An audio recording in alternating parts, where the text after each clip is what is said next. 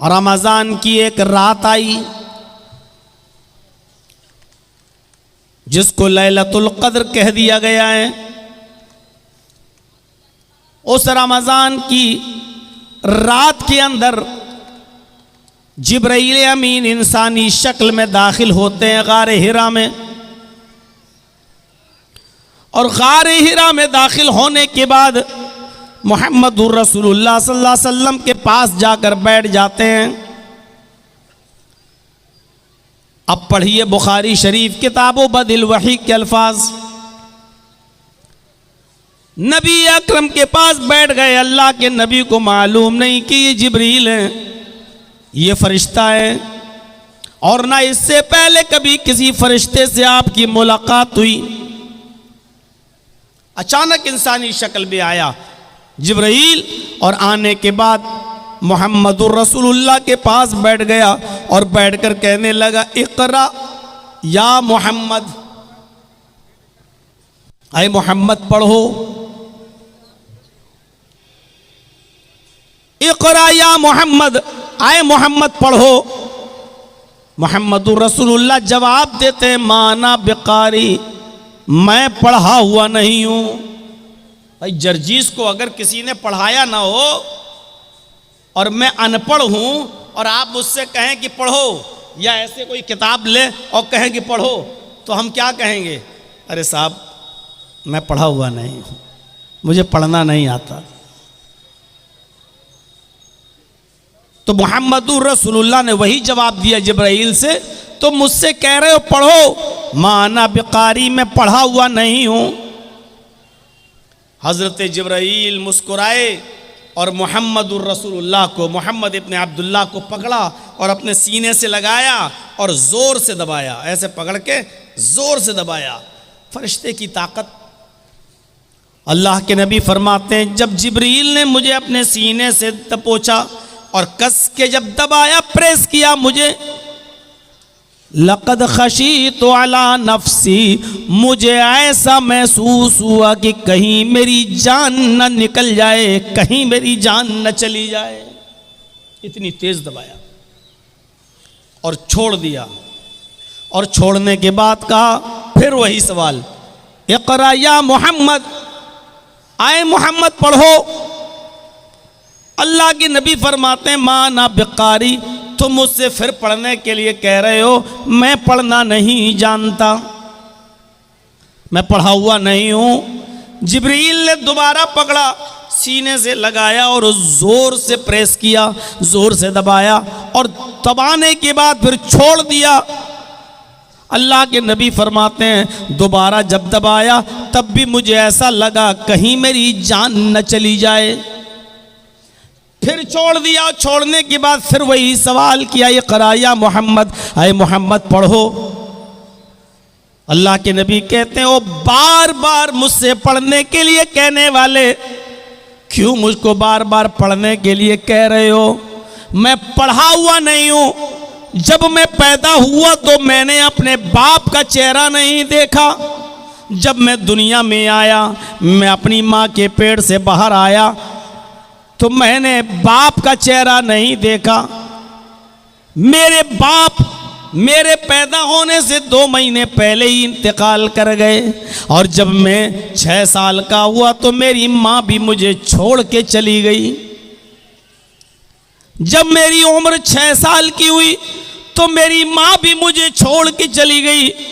6 साल की उम्र में मैं दुर्रे यतीम हो गया, बाप भी चला गया, माँ भी चली गई। बाप तो पैदा होने से पहले ही चला गया, और 6 साल की उम्र में मुझे मेरी माँ ने भी छोड़ दिया। जब मैं 8 साल का हुआ तो मेरी परवरिश करने वाला मेरा दादा अब्दुल मुत्तलिब भी मुझे इस दुनिया में छोड़ के चला गया। न मुझे मेरा बाप मिला जो मुझे पढ़ा सके, न मेरी माँ ने मुझे पढ़ाया, न मेरे दादा ने मुझे पढ़ाया।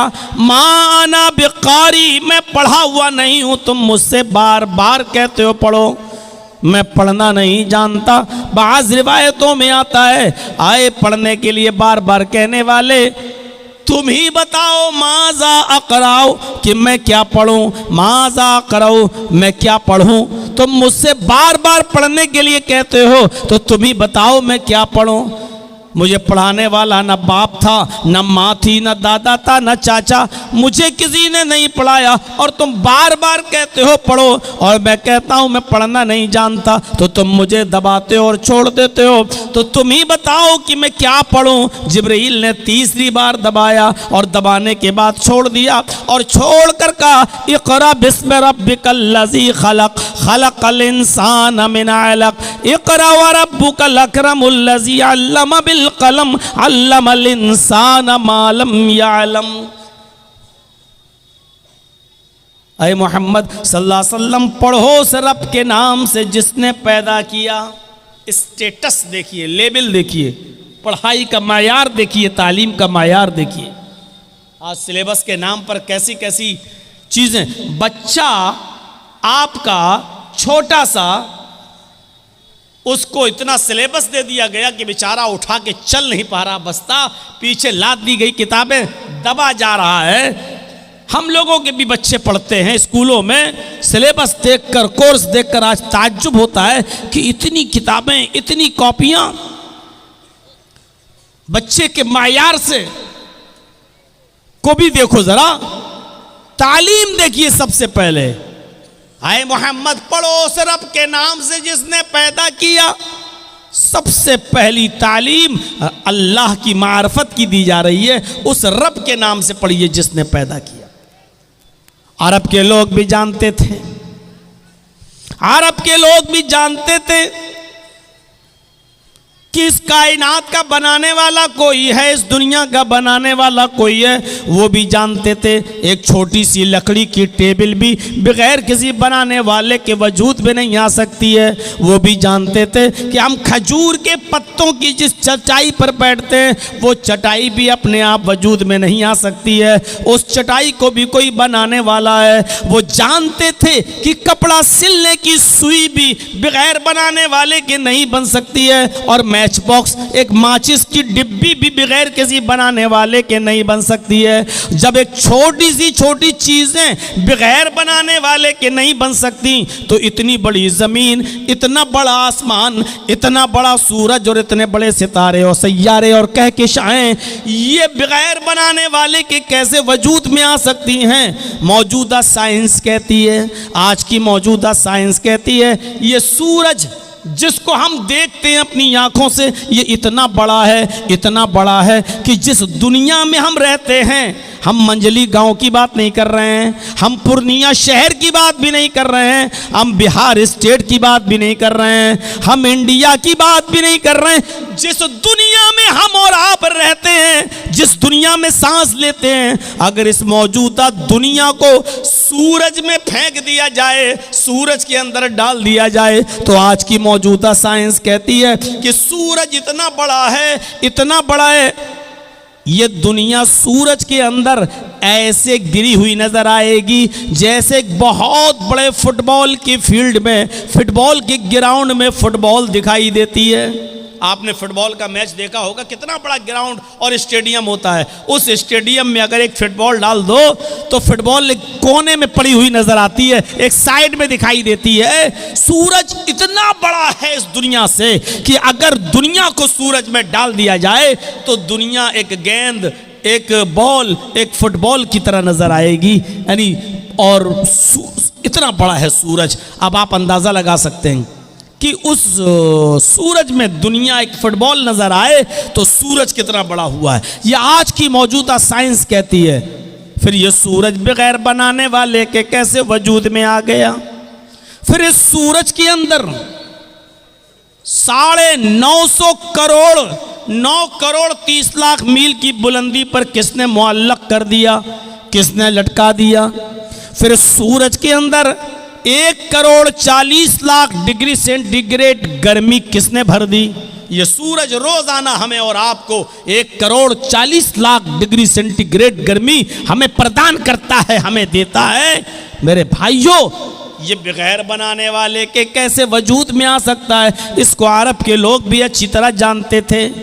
वो तो अल्लाह को इतना मानते थे और अल्लाह के पावर को इतना जानते थे।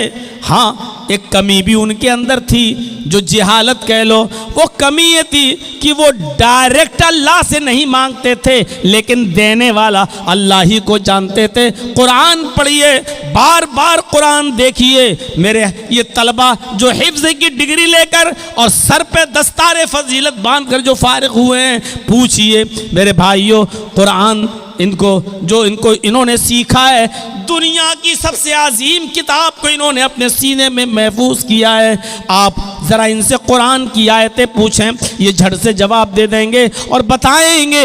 मेरे प्यारे साथियों, इसी कुरान में बार बार आप पढ़ेंगे कि आए मोहम्मद सल्लल्लाहु अलैहि वसल्लम, आए मेरे नबी, इन काफिरों से सवाल करो, इस ज़मीन और आसमान को किसने बनाया? तो ये जवाब देंगे, अल्लाह ने। अल्लाह को मानते थे। उनसे पूछो कि चांद सूरज सितारे किसने बनाए? तो कहेंगे अल्लाह ने। इनसे पूछो आसमान से बारिश कौन बरसाता है? तो ये जवाब देंगे अल्लाह। इनसे पूछो युखरिजुल हय्य मिनल मय्यत व युखरिजुल मय्यत मिनल हय्य, जिंदा चीज में से मुर्दा चीज को और मुर्दा चीज से जिंदा चीज को कौन निकालता है? जिंदा से मुर्दा, मुर्गी जिंदा है, उससे बेजान चीज अंडा कौन निकालता है? और अंडा बेजान है, उससे जानदार चीज मुर्गी का बच्चा कौन निकालता है? युखरिजुल हय्य मिनल मय्यति व युखरिजुल हय्य मिनल मय्यत व युखरिजुल मय्यत मिनल हय्य, जिंदा से मुर्दा और मुर्दा से जिंदा को कौन निकालता है? लयक़ूलुन्नल्लाह, तो ये यही जवाब देंगे अल्लाह। हमारा और आपका ईमान अल्लाह के बारे में इतना कहाँ है जितना काफिरों का, अरब के काफिरों का था। हाँ, वो सब कुछ मानते थे कि अल्लाह करता है, ताकतवर है, पावरफुल है, लेकिन कहते थे कि अल्लाह डायरेक्ट हमारी नहीं सुनता है, अल्लाह इन बुजुर्गों के जरिए हमारी दुआएं सुनता है, अल्लाह इन बुजुर्गों के जरिए हमारी दुआएं सुनता है। तब अल्लाह ने समझाने के लिए मिसालें दी कि तुम कहते हो अल्लाह को सुनने के लिए बुजुर्गों का सहारा चाहिए, वसीला चाहिए। अरे ये तो तुम जैसे कमजोर लोगों को जरूरत पड़ सकती है, अल्लाह को उसकी जरूरत क्या है? जर्जी साहब की जबान इतनी हाई फाई नहीं है, कमजोर है, इसलिए वो अपनी आवाज इतनी जोर से 15,000 20,000 के मजमे तक नहीं पहुंचा सकते हैं। तब जर्जीस साहब को माइक की ज़रूरत है। आपके कान बहुत कमज़ोर हैं, इतनी दूर से मेरी आवाज़ बगैर माइक के नहीं सुन सकते, इसलिए आपको भी माइक और हॉर्न की ज़रूरत है। अरे आप कमज़ोर, सुनाने वाला कमज़ोर, सुनने वाला भी कमज़ोर, तब सहारे की ज़रूरत पड़ती है। लेकिन अल्लाह को पुकारो, तुम सब कमज़ोर हो मेरे बंदो, तुम्हारी आवाज़ मुझ तक नहीं आ सकती है, तुम बहुत कमजोर हो, लेकिन मैं सुनने वाला हूं, मैं कमजोर नहीं हूं, मैं तुम्हारी आवाज को आसमान की बुलंदियों से भी सुन लेता हूं। ओह लोगो सुनो, ये पहला आसमान इतनी बुलंदी पर है जिसका अंदाजा हम और आप नहीं लगा सकते हैं। इस आसमान के नीचे 3 कहकशाएं हैं, एक करीबी कहकशां, एक दरमियान में मीडियम बीच में कहकशां और एक सबसे दूर वाली कहकशां। ये मान ही नहीं सकते ये लोग, यही सब कहलवाना था ना, यही सब डिस्टर्ब कराना है आप लोगों को। मैं इसीलिए YouTube चैनल वालों को बंद करा दिया था मैंने।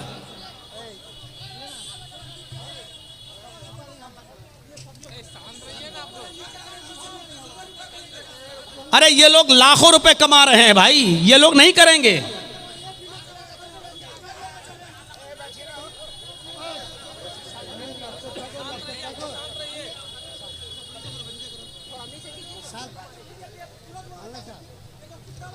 डिस्टर्ब करते हैं यार ये।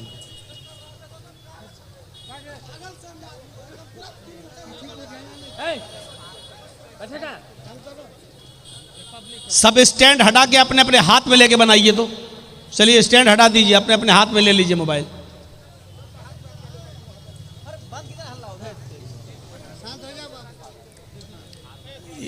ये सब काम पहले से होना चाहिए था यार। आप सबका बन जाने दिया मेरे नाम पर, फिर आप लोग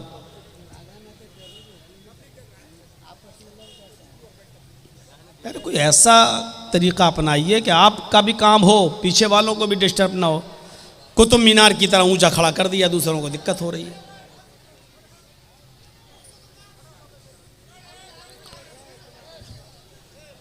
ए बच्चों, जिसको अभी जाना हो चले जाओ, बीच में हम नहीं जाने देंगे उठ के। तो मैं अर्ज ये कर रहा था, सुनिए अब आप थोड़ा सा डिस्टर्ब मत करिए। अब थोड़ा सा मूड बन रहा था तो अब आप लोगों ने मूड बिगाड़ दिया। तो मेरे भाइयों, 3 कहकशाएं हैं, एक करीबी, एक मीडियम बीच में और एक ऊपर, सबसे ऊपर। करीबी जो कहकशां है, अब सुनिए अल्लाह रब्बुल आलमीन कहाँ है। बहुत आसान है कह देना अल्लाह हर जगह है। लोग अकीदा रखते हैं, ये शिरकी अकीदा है, अल्लाह हर जगह। अल्लाह हर जगह नहीं है। अपने अकीदे की इस्लाह कर लो। अल्लाह अर्श पर है, सुम्मस्तवा अलल अर्श, अल्लाह अर्श पर है। अगर आपने कह दिया अल्लाह हर जगह है, तो क्या नालियों में भी अल्लाह है? क्या लैट्रिन में भी अल्लाह है? क्या कुत्ते के जिस्म में भी अल्लाह है? ये तो काफिर और मुशरिकों का अकीदा है। हमारे गैर मुस्लिम भाइयों का अकीदा है। वो कहते हैं आत्मा और परमात्मा दोनों एक ही है। ईश्वरत्व का मनुष्यत्व में परिणित होना। वो कहते हैं कि ये इंसान के अंदर जो रूह है यही अल्लाह है, यही ईश्वर है। हर इंसान के अंदर जो रूह है वही ईश्वर, वही अल्लाह। और वो कहते हैं कि अल्लाह हर जगह है, हर जगह। अब गौर करो कि हम ये आवाज़ जो हमारी निकल रही है, इसी को कहते हैं कि यही ईश्वरीय शक्ति है, यही अल्लाह है। अब गौर करो, एक औरत में भी अल्लाह है भाई, वो भी तो जिंदा है। एक कुत्ता जिंदा है तो उसमें भी रूह है, एक बिल्ली जिंदा है तो उसमें भी रूह है। अगर हम इसी आत्मा ही में परमात्मा मान लें, इंसान की इसी रूह को अगर हम ईश्वर का दर्जा दे दें, तो एक आदमी दूसरे को मारता है, जो मार रहा है उसमें भी अल्लाह, और जिसको मार रहा है उसमें भी अल्लाह। तो इसका मतलब क्या होगा? अल्लाह अल्लाह ही को मार रहा है।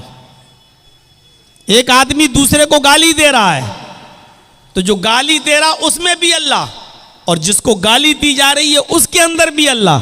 तो इसका मतलब क्या होगा? अल्लाह अल्लाह ही को गाली दे रहा है। एक आदमी में भी आत्मा है, वही परमात्मा, और एक औरत में भी वही आत्मा है, वही परमात्मा। और जब शादी होती है और एक मर्द जब अपनी बीवी के साथ संभोग करता है, हम बिस्तरी करता है, तो गौर करो, जिसमें आदमी में भी परमात्मा है, औरत में भी परमात्मा है। इसका मतलब क्या हुआ? अल्लाह अल्लाह ही से संभोग कर रहा है, हम बिस्तरी। नौज बिल्लाह मिन जालिक। ये अकीदा इंतहाई घटिया अकीदा है। अल्लाह हर जगह नहीं है, अल्लाह अर्श पर है। खुद कुरान कहता है तुम मस्तवा अलल अर्श, अल्लाह अर्श पर मुस्तवी है, अल्लाह अर्श के ऊपर है, अल्लाह अर्श पर है। अब अर्श कहाँ है जरा ये देखिएगा। थोड़ी सी बात है, बात आगे बढ़ाऊंगा मैं, पहले ही समझ लीजिएगा अर्श कहाँ है। पहले आसमान के नीचे जो 3 कहकशाएं हैं, सबसे नजदीक वाली कहकशां, उस नजदीक वाली कहकशां की रोशनी को जमीन पर आने में 3 अरब साल लगते हैं।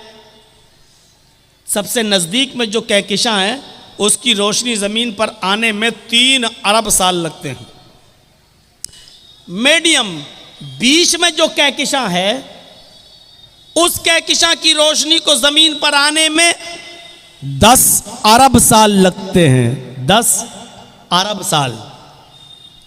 जबकि रोशनी की रफ्तार कितनी है जहन में बिठाइएगा। मैं किसी को भी खड़ा करके पूछ सकता हूं मैंने क्या बताया है, याद रखिएगा। जिसकी गर्दन झुकी होगी उसी को पहले खड़ा करूंगा कि करीबी कहकशां की रोशनी को जमीन पर आने में 3 अरब साल लगते हैं। मीडियम बीच में जो कहकशां है, उस कहकशां की रोशनी को जमीन पर आने में 10 अरब साल लगते हैं। और रोशनी की रफ्तार कितनी है, यानी कितनी तेज स्पीड से वो रोशनी चल रही है, तब उसको 10 अरब साल लगते हैं। एक सेकंड में 3 लाख मील। इससे पहले के साइंटिस्ट लोग तहकीक करके कहते थे 1 सेकंड में 1,86,000 मील। मौजूदा साइंस कहती है 1 सेकंड में 3 लाख मील की रफ्तार से रोशनी चलती है, तब उसको जमीन पर आने में कितना साल लगता है? 10 अरब साल। आंख बंद करो खोलो, 1 सेकंड हो गया। आंख बंद करो खोलो, 1 सेकंड हो गया। इतनी देर में कितनी रफ्तार तय कर ली रोशनी ने? 3 लाख मील। 60 सेकंड में, 1 मिनट में कितनी रफ्तार हो गई? 1 घंटे में कितनी होगी? 1 दिन में कितनी होगी? 1 हफ्ते में कितनी होगी? 1 महीने में कितनी होगी? 1 साल में कितनी होगी? 1000 साल में कितनी होगी? 1 लाख साल में कितनी होगी? 1 अरब साल में कितनी होगी? 10 अरब साल लगते हैं। जबकि ये बीच वाली कहकशां है, अभी इससे ऊपर सबसे आखिरी कहकशां तो अभी बाकी है। उस रोशनी को जमीन पे आने में 10 अरब साल लगते हैं। और सबसे ऊपर जो कहकशां है, मौजूदा साइंस कहती है उस रोशनी को चले हुए आसमान से, उस रोशनी को कहकशां से चले हुए 20 अरब साल तो हो चुके हैं, लेकिन उसकी रोशनी अभी तक जमीन पर नहीं आई है। यह पहले आसमान के नीचे की कहकशां का हाल है, अभी पहला आसमान नहीं आया।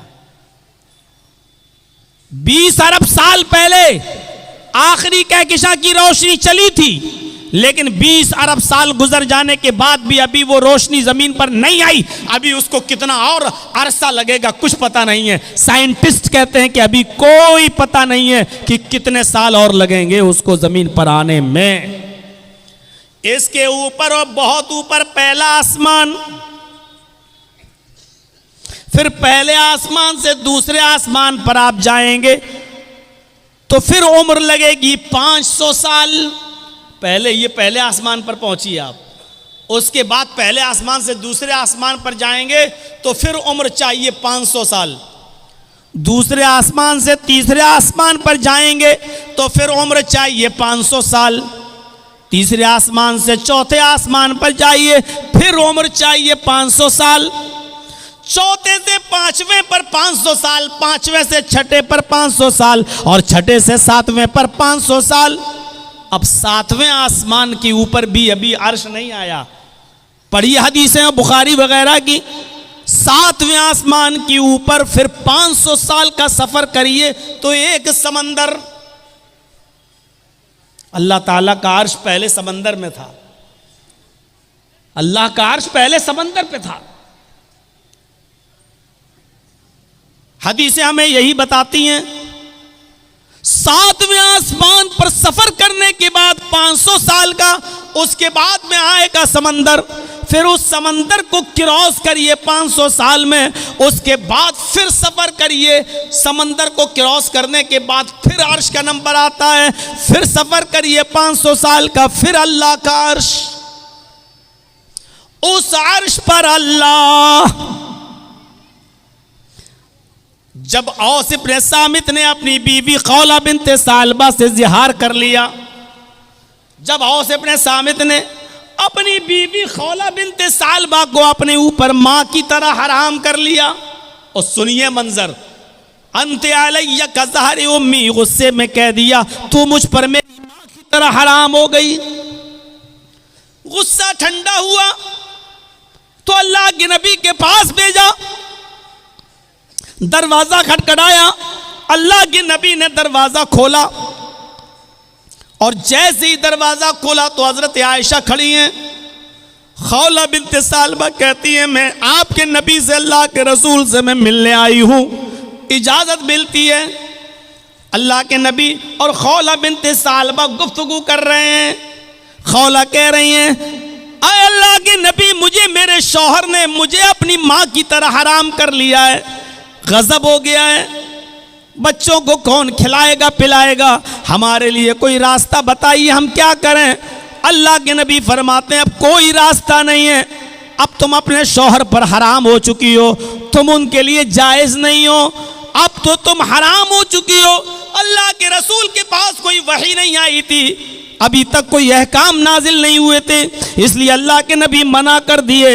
हजरत आयशा फरमाती हैं, मैं उसी हुजरे में, उसी कमरे में कोने में बैठी हुई थी, मुश्किल से 2-3 मीटर की, 2-3 गज की दूरी होगी।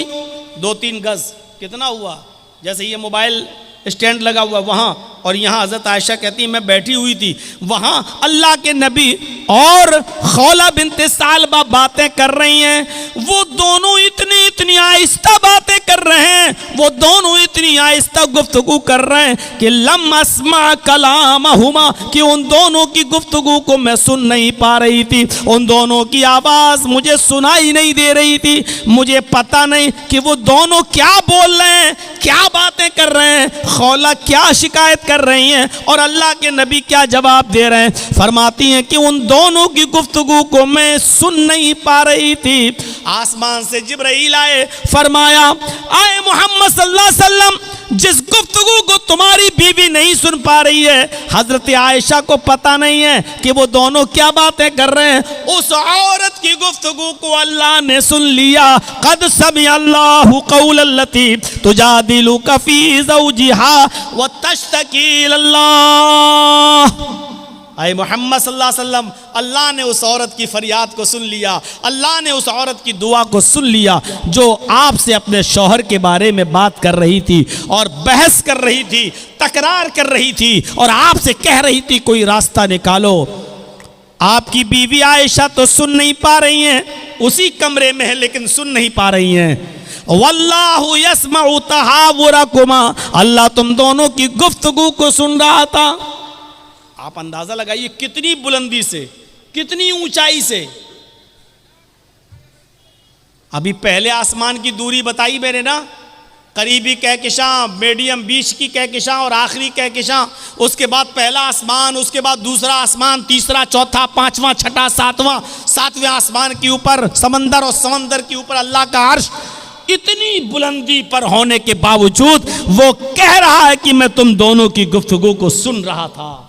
यह है पावर, यह है ताकत।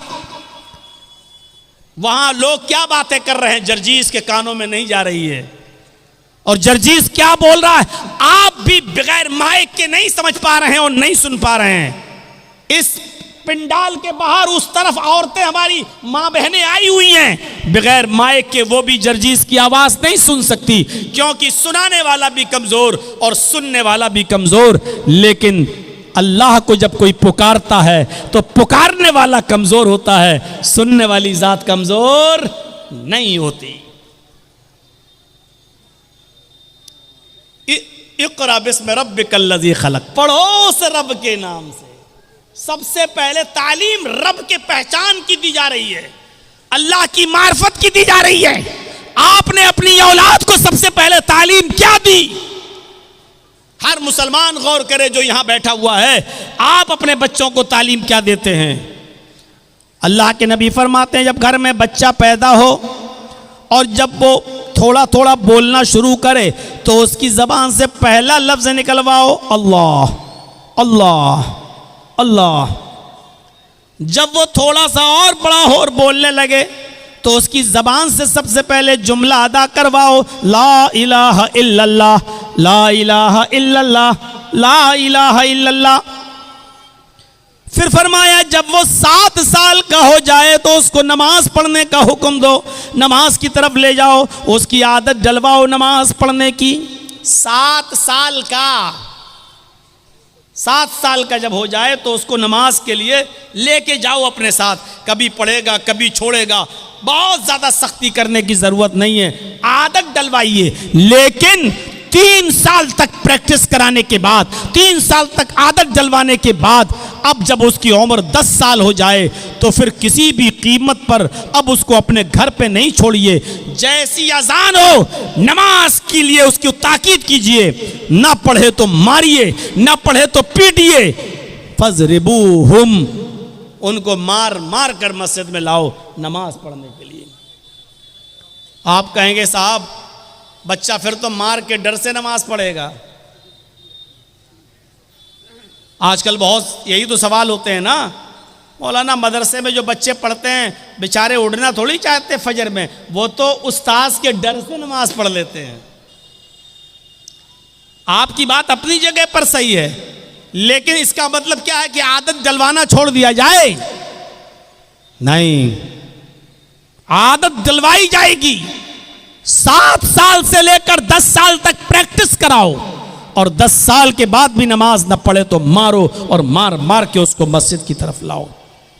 हमने और आपने अपनी औलाद को तालीम दी तो मैं ये नहीं कह रहा हूं कि अंग्रेजी तालीम मत दीजिए। आज जरूरत है अंग्रेजी तालीम की भी, आज जरूरत है आपके बच्चों को फिजिक्स की भी, आज जरूरत है केमिस्ट्री की भी, आज जरूरत है बायो की भी, आज जरूरत है इन तमाम चीजों की।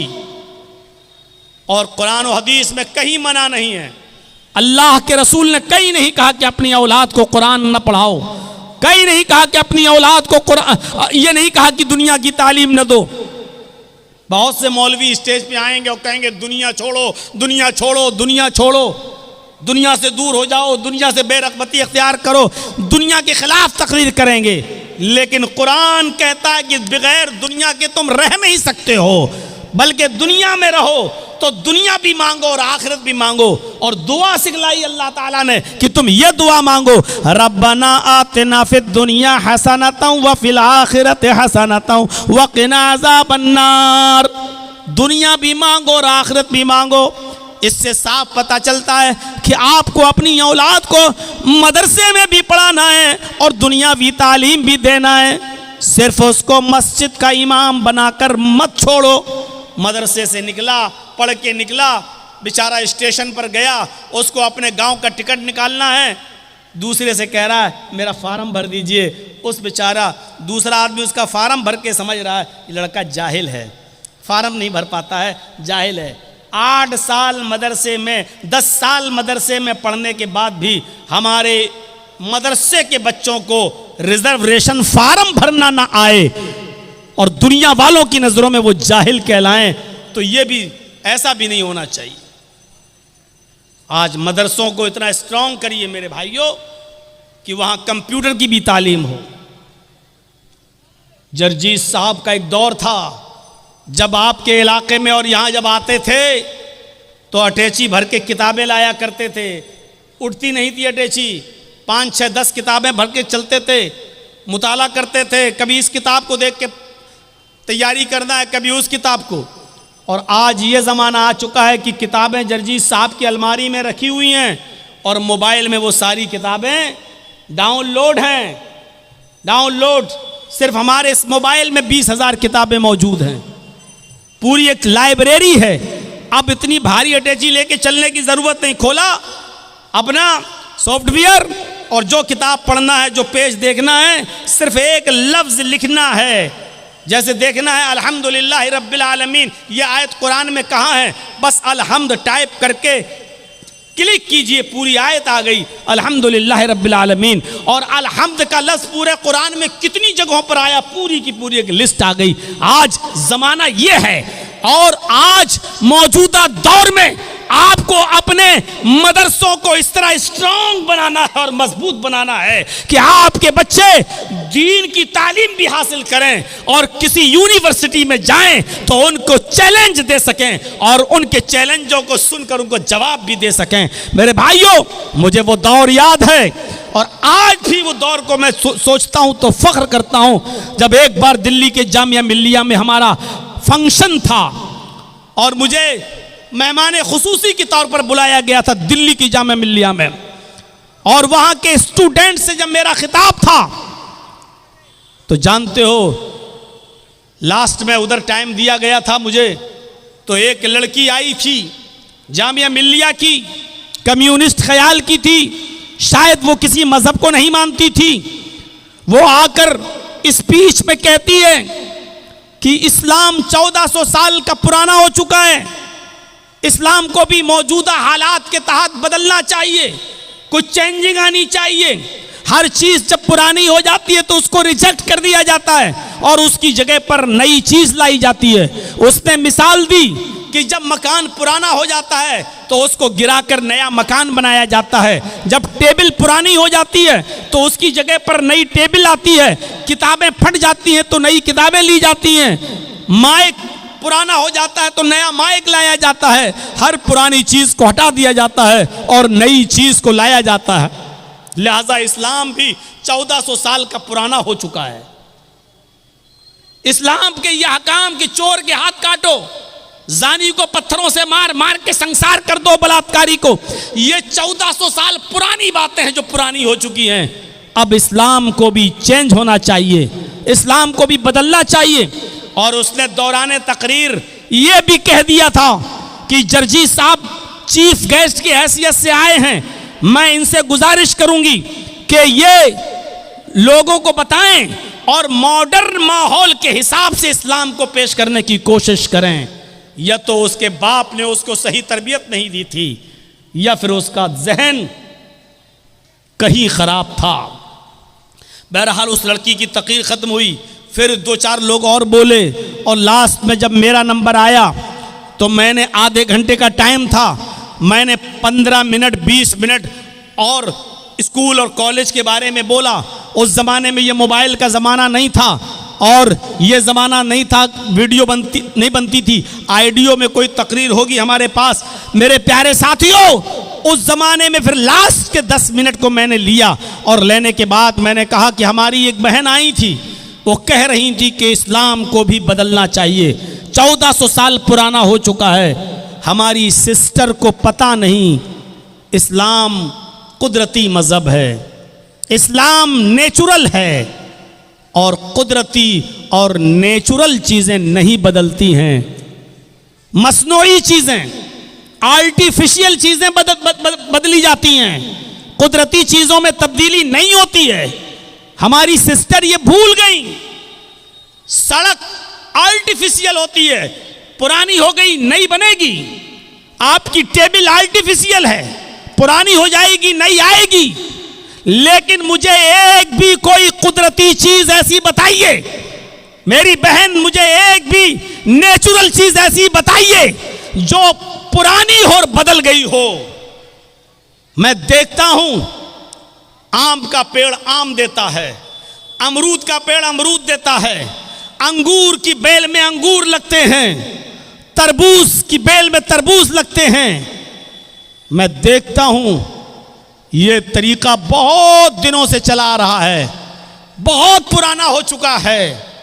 मेरी बहन, क्या आप इस तरीके को बदलने की बात करोगी और क्या अल्लाह से कहोगी, जो भी तुम कहती हो ऊपर वाले को, क्या ये कहोगी हाय प्रभु, हाय ईश्वर, हाय अल्लाह, ये बहुत पुरानी चीजें हो गई कि आम से आम, अमरूद से अमरूद, अंगूर से अंगूर पैदा होता था, अब आम में तरबूज होना चाहिए, अंगूर में बेर होना चाहिए और एप्पल के पेड़ में अब ऑरेंज होना चाहिए। अब ये पुराना हो चुका है, अब कुछ जिद्दत चाहिए और नई चीज चाहिए। चेहरा देखने लगी, ये क्या टॉपिक आ गया। सोच रही थी कि मौलाना कहेंगे कि हाँ इस्लाम को भी मौजूदा दौर के हालात बदलना चाहिए। मैंने उसको एक ऐसी मिसाल दी जिस पे सारी पब्लिक हंस दी। मैंने कहा सिस्टर, कुदरती चीजें कभी नहीं बदली। सूरज पूरब से निकलता है, ईस्ट से, पश्चिम में, वेस्ट में डूब जाता है। ये तरीका भी बहुत पुराना हो चुका है। ये तो इस्लाम से भी ज्यादा पुराना है। ये तो जिस दिन से सूरज की तख्लीक हुई उसी वक्त से ऐसा हो रहा है। मैं कहता हूं कि यह भी पुराना हो गया। अब क्या आपकी अकल ये कहती है कि आप सूरज को ईस्ट के बजाय वेस्ट से या नॉर्थ से या साउथ से निकलना चाहिए? आप क्या इस तरीके को बदल सकती हैं? सिर्फ देखे जा रही है कि बात क्या हो रही है। मैंने उसको लास्ट में यहां घसीटा। मैंने कहा सिस्टर, ये तरीका भी बहुत पुराना हो गया है। माँ के पेट से पहले बच्चा पैदा होता है, फिर धीरे धीरे जवान होता है और लास्ट में बूढ़ा होकर मर जाता है। हमने कहा ये सिस्टम भी बहुत पुराना हो चुका है। क्या आप अपने घर में अपनी माँ बहन बेटियों से इस सिस्टम को बदलने की बात करोगी? क्या ये कहोगी कि अब माँ के पेट से बूढ़ा पैदा होना चाहिए? खिलाने पिलाने की क्या ज़रूरत है, पहले बूढ़ा हो फिर धीरे धीरे जवान हो फिर बच्चा हो के मर जाए? क्या तुम ये तरीके को बदलने की बात करोगी? फिर मैं थोड़ा जोश में आया और फिर मैंने चीखते हुए कहा, मेरी बहन, ये सारी कुदरती चीजों को तुम नहीं बदल सकती हो। चलो अपने कॉलेज के प्रोफेसर बैठे हुए हैं तुम्हारे जामिया मिल्लिया के, इनसे कहिए कि 2-2 4 और 4-4 8 ये पढ़ाते हुए तुम्हें जिंदगी हो गई है और ये तरीका भी बहुत पुराना हो चुका है। मैथमेटिक्स के इस उसूल को बदलिए, अब 2-2 3 और 3-3 5 पढ़ाइए। आपके कॉलेज के प्रोफेसर इस तरीके को बदल कर दिखा दें। और जब ये चीजें नहीं बदल सकती तो इस्लाम भी नहीं बदल सकता। इस्लाम कुदरती निज़ाम है, इस्लाम का निज़ाम अल्लाह की तरफ से है और कुदरती चीज़ों में तब्दीली नहीं होती है। आपको इस्लाम लाना है तो वही पुरानी चीज़ों पर अमल करना होगा। दुनिया कहती है कि बहुत तरक्की कर रही है, आगे की तरफ देख। मैं कहता हूं कि तुम 1400 साल पीछे की तरफ देखो, बहुत तरक्की कर जाओगे। मेरे प्यारे साथियों, जब तक कुरान का नुज़ूल नहीं हुआ था, जब तक इस दुनिया में कुरान नहीं था, बायो नहीं थी, कुरान नहीं था, साइंस नहीं थी, कुरान नहीं था, फिजिक्स नहीं थी, कुरान नहीं था, केमिस्ट्री नहीं थी, कुरान नहीं था, ज्योग्राफिया नहीं था, कुरान नहीं था, भूगोल नहीं था। ये सारे इल्म देन है कुरान के, क्योंकि कुरान इन तमाम उलूम से भरा पड़ा है और क़यामत की सुबह तक सारे उलूम जो कुरान में छिपे हैं एक एक करके सामने आते रहेंगे। क्योंकि कुरान में साइंस भी है, कुरान में टेक्नोलॉजी भी है, कुरान के अंदर फिजिक्स भी है और कुरान के अंदर केमिस्ट्री भी है, कुरान के अंदर मैथ भी है, कुरान के अंदर साइंस भी है, कुरान के अंदर बहुत कुछ है। कुरान एक इल्म का समंदर है, इल्म का समंदर। और इसीलिए तो अल्लाह के नबी ने फरमाया, खैरुकुम मन तअल्लमल कुरान व अल्लमा, तुम में सबसे बेहतर लोग वो हैं जो कुरान को खुद सीखते हैं और दूसरों को सिखाते हैं। मैं ये नहीं कह रहा हूँ फिजिक्स पढ़ने और पढ़ाने वाले अच्छे नहीं हैं, मैं ये नहीं कह रहा हूँ बायो पढ़ने और पढ़ाने वाले अच्छे नहीं हैं, मैं ये नहीं कह रहा हूँ केमिस्ट्री पढ़ने और पढ़ाने वाले अच्छे नहीं हैं, मैं ये नहीं कह रहा हूँ कि वो अच्छे नहीं हैं, मैं ये कह रहा हूँ सबसे अच्छे लोग वो हैं। खैरुकुम मन तअल्लमल कुरान व अल्लमा, बेहतर लोग वो हैं जो कुरान को सीखते हैं और सिखाते हैं। इसलिए एक बाप का किरदार अपनी औलाद की तालीम और तरबियत में नुमाया होता है। बाप को चाहिए कि एक किरदार अदा करे, बाप को चाहिए कि एक नुमाया रोल अदा करे। बगैर उस रोल के जिंदगी अपने बच्चों की नहीं बना सकता है। आपको एक वाकया बताऊं, जरा सुनिएगा। अब हमारे पीछे से बुजुर्ग लोग उठने शुरू हो गए हैं। आप धन्य हैं, आप मुबारकबाद है कि आपने 11:15 बजे हमको टाइम दे दिया। 11:15 बजे टाइम बहरहाल बिहार की सरजमीन पे मिलता नहीं है, ये मैं खुद ताज्जुब कर रहा हूँ। मैं बहुत गहरी नींद में था, हाजी साहब आए, कहने लगे आपका टाइम हो गया। मैंने घड़ी देखी, मैं उठा, मैंने कहा हो गया, हमसे तो कहा था 1 बजे टाइम आएगा। हाजी साहब कहने लगे लोग चले जाएंगे इसलिए तय ये हुआ कि उनको पहले दे दिया जाए, जल्दी आइए, आपके बाद भी किसी को बोलना है। मैं खुद शौक रह गया कि आज इतनी जल्दी टाइम, और जब दिया है तो मेरे भाइयों सुन लीजिए, बाप की तरबियत एक अहम रोल होती है और बाप से ज्यादा माँ की तरबियत। इन दोनों चीजों पर मैं आऊंगा, पहले बाप की तरबियत देख लो। यूसुफ अलैहिस्सलातु वस्सलाम का मामला आप जानते ही होंगे, सुना होगा आपने, उलमा से सुना होगा। छोटे थे, भाई लोग ले गए और कुएं में फेंक दिया। अपने बाप के पास आए सारे बच्चे और रोते हुए क्या कहने लगे, या अबाना इन्ना ज़हबना नस्तबिकु व तरकना यूसुफ इंद मताइना फ़अकलहु ज़िब। आए मेरे अब्बू जान, हम यूसुफ को अपने साथ ले गए, अपने सामान के पास यूसुफ को बिठा दिया और कहा कि तुम इस सामान की देखरेख करना। हम लोग खेल कूद में लग गए और यूसुफ को भेड़िया खा गया। शॉर्ट कर देता हूं इस वाक़े को, लंबा वाक़या है। यूसुफ अलैहिस्सलातु वस्सलाम कुएं में फेंक दिए गए। एक काफिला आया, पानी निकालना चाहता था, झांक के देखा तो लड़का यूसुफ अपने काफिले वालों से कहा, या बुशरा हाजा गुलाम, आए काफिले वालों खुशखबरी हो, हमें तो बच्चा मिल गया। उठाया जल्दी से उस बच्चे को, कहने लगे जल्दी इसको ले चलो, मिस्र के बाजार में बेचो। जो चीज़ फ्री में मिल जाती है उसको जल्दी से आदमी हटाना चाहता है ताकि कोई असल मालिक ना आ जाए, हमें कुछ ना मिले। आप लोग तो जानते ही होंगे ना, चोरी का मोबाइल 20,000 का 4,000 में भी बिक जाए तो जल्दी जाए, जो मिल रहा वो तो आ जाए। और इस मामले में हमने कलिया चक्का इलाका देखा है, 20-20 हज़ार के मोबाइल 2-2 हज़ार रुपए में भी जल्दी से।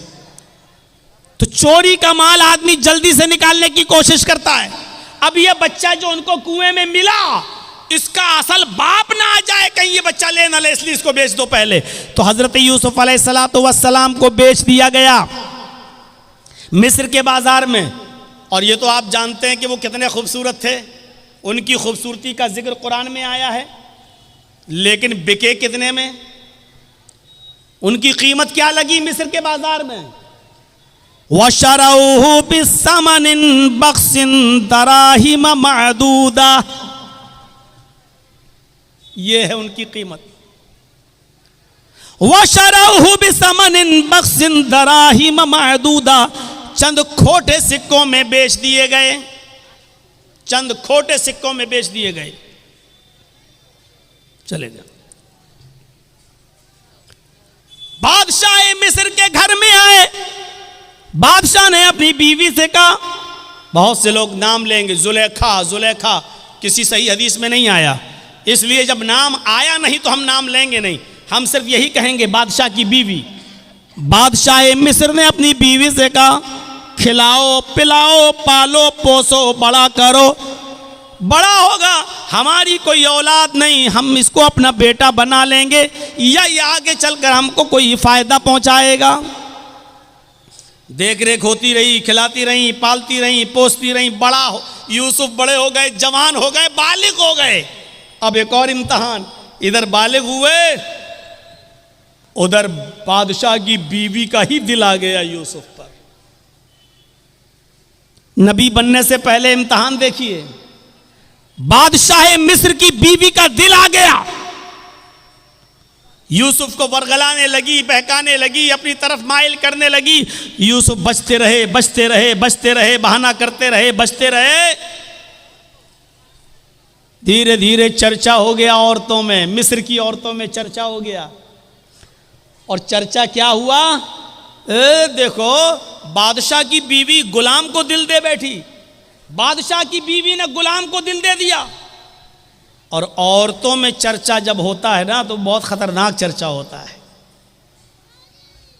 कोई बात आपको जल्दी से पूरे इलाके में फैलाना हो तो 2-4 औरतों को बता दो, शाम नहीं होगी फैल जाएगी। औरतों में चर्चे बहुत जल्दी होते हैं। वो एक वाकया सुना है, एक आदमी देखना चाहता था कि मेरी बीवी का पेट कितना मजबूत है, उसका हाजमा कैसा है, उस कोई बात अपने दिल में रख पाती है, संभाल करके नहीं रख पाती। एक दिन गया और तरबूज काट के लाया और तरबूज को दुपट्टे से ढक दिया। तरबूज लाल रंग का था, उसने दुपट्टे से तरबूज को ढक दिया और लाल रंग ने उस दुपट्टे को लाल कर दिया। और ऐसे लेकर वो अपने घर में घुसा। उसकी बीवी ने कहा, ये क्या है? उसने कहा, चुप चुप चुप, चल उधर चल, है रुक। वो गया और अलमारी में उसने तरबूज रख दिया, कटा हुआ तरबूज। बीवी ने कहा, दे क्या है उसमें, दिखाओ मुझे क्या है, क्या लेके आए हो? उसने कहा, देखो तुम मेरी बीवी हो, तुम्हें हम सही से बता देते हैं, बीवी से कोई बात छुपानी नहीं चाहिए। एक आदमी से लड़ाई हो गई थी मेरी, मैंने उसकी गर्दन काट दी, मैंने उसका सर कलम कर दिया। और दिन में हम उसके गर्दन को फेंक नहीं सकते, कहीं पुलिस पकड़ लेगी, इसलिए रात जब हो जाएगी तब हम नदी में फेंकने जाएंगे उसका सर। तुम चुप रहो, किसी को बताना नहीं। नहीं नहीं नहीं, मेरा आदमी फंस जाएगा, मैं क्यों बताऊंगी किसी को? नहीं नहीं नहीं, ठीक ठीक ठीक ठीक, चलिए। 4 बजे के आसपास, 3 बजे के आसपास दिन में उसने तरबूज रखा था अलमारी में, और मगरिब की अजान होने तक पुलिस आ गई उसके घर। पुलिस छापा मारा। इसने कहा, ए कहां जा रहे हो? कहा, मुझे पता चला है कि तुम किसी आदमी की गर्दन काट कर लाए हो। घर खोलो। लेडीज पुलिस भी थी साथ में। पूरा घर छान मारा, अलमारी खोलने की नौबत आई। कहा, साहब मैं आपको खुद ही बता देता हूं, मैंने किसी का सर नहीं काटा वाटा है। आपने मेरा पूरा घर चेक कर लिया है, इस अलमारी को भी चेक कर लीजिए, मैं खुद खोल देता हूं। अलमारी खोली उस आदमी ने। कहा, साहब सर नहीं काटा है, ये तरबूज के मैंने 2 टुकड़े कर दिए थे। तरबूज को मैंने दुपट्टे में लपेट लिया था और इस तरबूज को मैंने लाकर यहां रख दिया। तरबूज लाल था इसलिए दुपट्टा लाल हो गया। बीवी को मैंने सिर्फ ये कहा कि मैं एक आदमी का सर काट के लाया। ये देखना चाहता था कि बीवी पर कितना भरोसा किया जाए, ये औरतें पेट की कितनी मजबूत होती हैं, ये देखना चाहता था। सर देख लिया। आज के बाद यकीन आ गया कि कोई बात भी बीवी तक को बताने के लायक नहीं। पुलिस वाले भी तरबूज देख के हंसने लगे और कहने लगे कि तुम्हें आज तजर्बा हुआ है। हम भी पुलिस में हैं, लेकिन खास बात हम भी अपनी बीवी को नहीं बताते हैं। मसल मशहूर है ये, औरतों में चर्चा हो गया। यूसुफ को अपना दिल दे बैठी बादशाह की बीवी। अब उसकी जब बदनामी होने लगी चारों तरफ, तो उसने कहा, अच्छा औरतों की चालें बड़ी खतरनाक होती हैं, जानते हो ना? और ना जानते हो तो मैं आपको बताऊं, मेरी माँ बहनें नाराज हो रही होंगी, ये मौलवी क्या कह रहा है। गुस्सा मत होइए, कुरान ने खुद कहा है, इन्ना कैदा कुन्ना अजीम, इन औरतों की चालें बहुत खतरनाक होती हैं। औरतों की चाल, सिर्फ खड़े होकर अगर 2 आंसू बहा दे तो आप दीवाने हो जाएंगे। ओह कितना जुल्म हुआ है बेचारी पर, देखो बेचारी कैसे रो रही है। अरे इसके आंसुओं ही में तो सारे जुल्म छिपे हुए हैं। कितनी जल्दी आदमी, 4 तरफ आदमी और खड़ा हो, वो औरत रो दे बीच में, तो चारों को हमदर्दी आ जाएगी। बहन रोते नहीं है, अरे नहीं नहीं नहीं, सब उससे हमदर्दी करने लगेंगे। कुरान की आयत पर एतबार करिए, इन्ना कैदा कुन्ना अज़ीम, इन औरतों की चालें बड़ी खतरनाक होती हैं। अब बादशाह मिस्र की बीवी ने चाल चली, सारी औरतों की दावत दे दी, सारी औरतों को बिठा दिया, एक एक फल सबको सामने फल रख दिए, एक एक छुरी दे दी और कहा, जाओ फल खाओ। सारी औरतें काट काट के फल खाने लगी। इधर यूसुफ से कहा, यूसुफ इनके सामने से गुजर जाओ। यूसुफ अलैहिस्सलाम उन औरतों के सामने से गुजरे। उन औरतों ने जैसे ही देखा यूसुफ अलैहिस्सलाम के हुस्न को, उनकी खूबसूरती को, इधर देखा उधर फल के बजाय हाथों पर उंगलियां, छुरियां चला दी।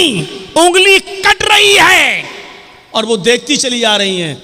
उंगली कट रही है लेकिन देख रही हैं, तकलीफ नहीं हो रही है। कभी कभी आप बहुत तेज एक्सीडेंट कर जाएं और आपका सर किसी दीवार से बहुत तेज टकरा जाए तो उस वक्त आपको तकलीफ नहीं होगी। 15 मिनट के बाद, 20 मिनट के बाद, आधे घंटे के बाद आपको दर्द की तकलीफ होगी। ऐसे ही ये औरतें यूसुफ के हुस्न को देखकर शस्त्र रह गईं। हाथों की उंगलियां कट कट के जमीन पर गिर रही हैं, लेकिन इन औरतों को तकलीफ नहीं हो रही है। और उंगली कटी नहीं थी, ऐसे छुरी चल गई हो ना, थोड़ी सी कट गई नहीं, कत्ताना आइदिया हुन्ना।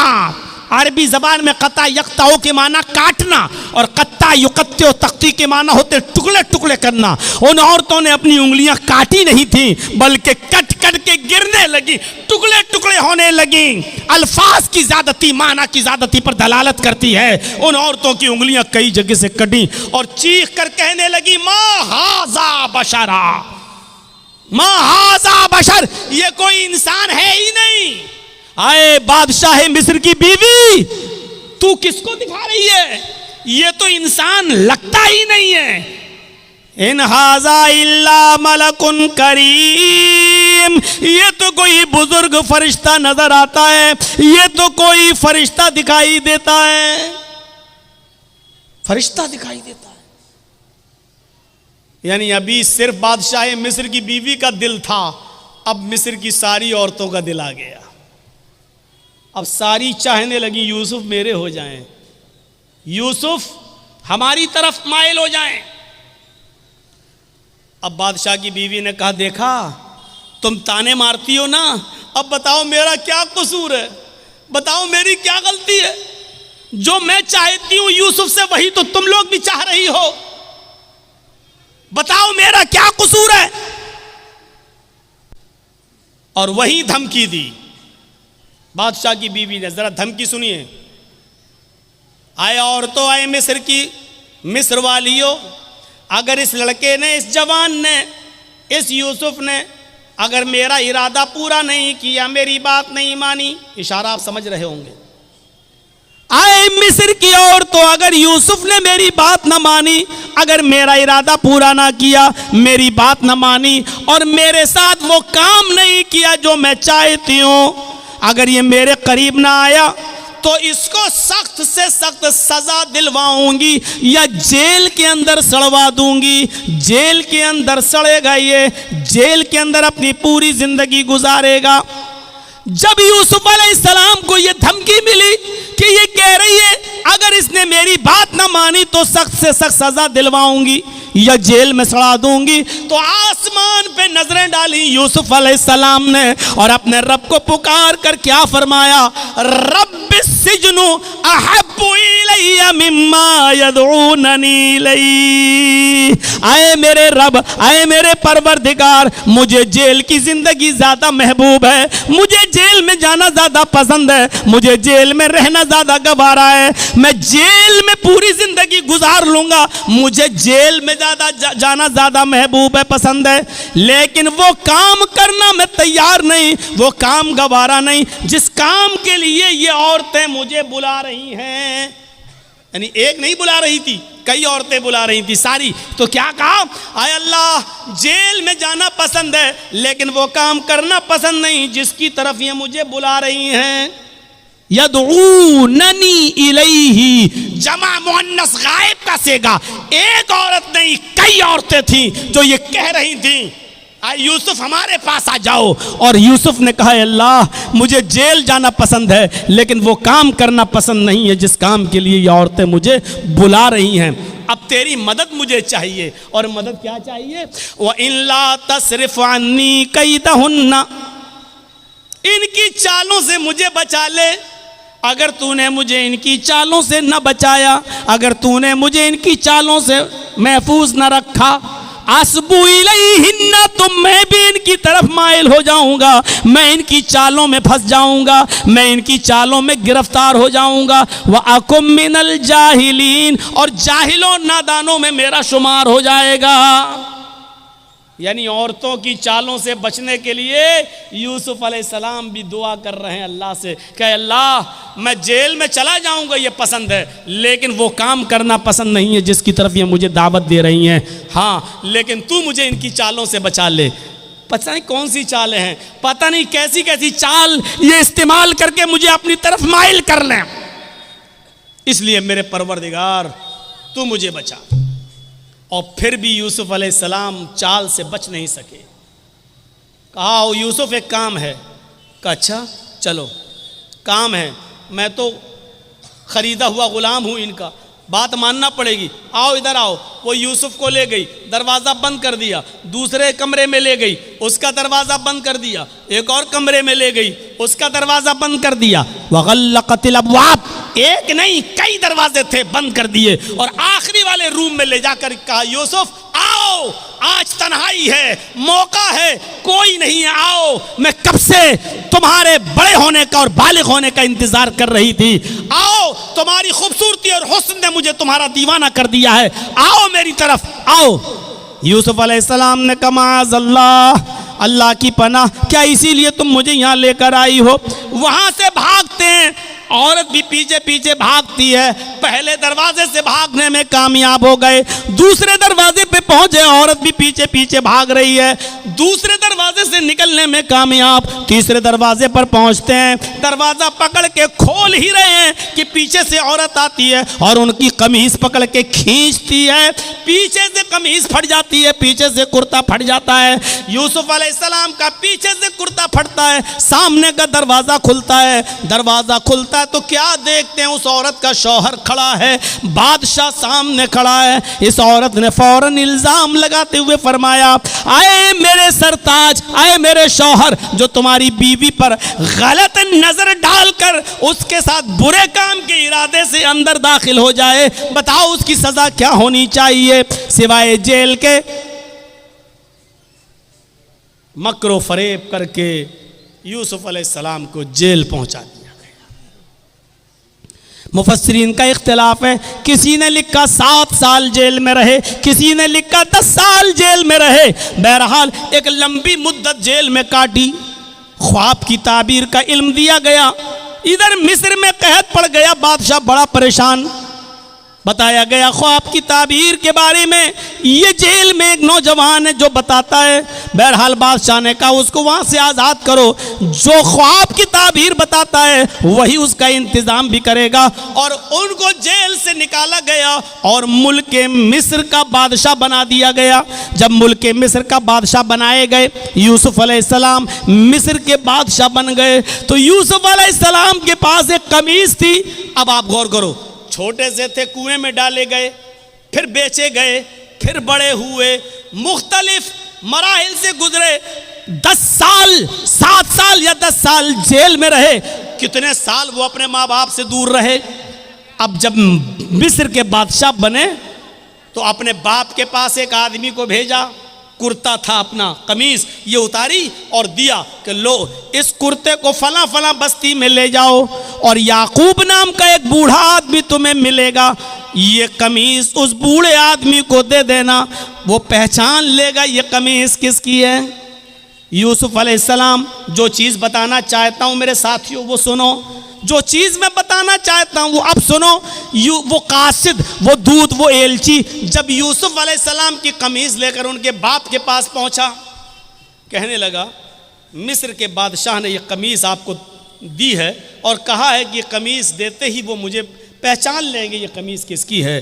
बादशाह ने, वो याकूब अलैहिस्सलाम ने ऐसे कमीज़ ली, देखा, आंखें कमज़ोर थीं, निगाहें काम नहीं कर रही थीं, उस कमीज़ को ऐसे नाक पे रख के सूंघा। कहने लगे ये तो यूसुफ की कमीज़ है।